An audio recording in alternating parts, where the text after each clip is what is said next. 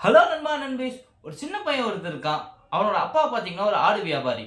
இந்த சின்ன பையன் அவன் ஸ்கூல் லீவ் டைம்லலாம் அந்த அவன் வச்சிருக்கிற ஆடெல்லாம் மலைக்கு மேலே கொண்டு போய் அங்கே இருக்கிற வயல்ல மேய விடுவான்.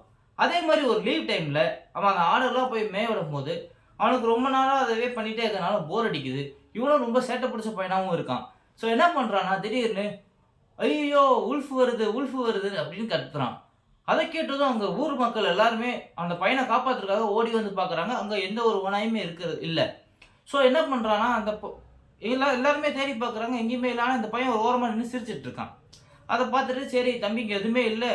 நீ பயப்படாம இரு அப்படின்னு சொல்லிட்டு அவங்களும் போயிடுறாங்க. அடுத்த நாள் என்ன பண்றான்னா, அதே மாரி ஐயோ! ஓநாய் வந்துருச்சு, ஓநாய் வந்துருச்சுன்னு கத்துறான். அப்போ எல்லா மக்களும் திரும்ப ஓடி போய் என்னன்னு போய் பார்க்க போறாங்க. அப்பயும் எதுவுமே இல்ல. அவங்க எல்லாருக்குமே கோவம் வருது அந்த பையன் மேல.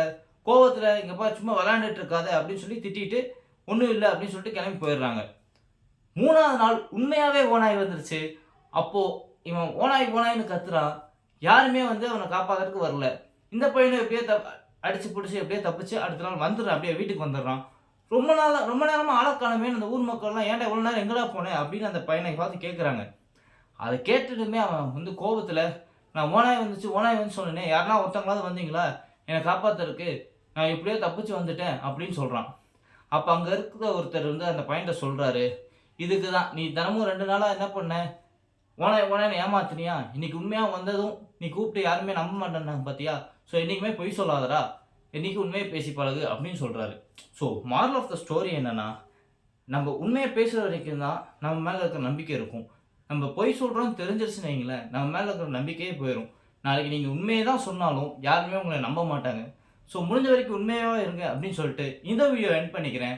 இந்த ஸ்டோரி உங்களுக்கு பிடிச்சதா லைக் பண்ணுங்க, ஷேர் பண்ணுங்க. மறக்காம நம்ம சேனலை சப்ஸ்கிரைப் பண்ணிருங்க. அடுத்த வீடியோல வந்து சந்திக்கிறேன். அதுவரைக்கும் டாடா பாய் பாய் சொல்லிக்கிறது நான் உங்க பாலா. அண்ட் இது நம்ம ஃபன் ஜோன் என்டர்டெயின்மென்ட் மீடியா. பாய்.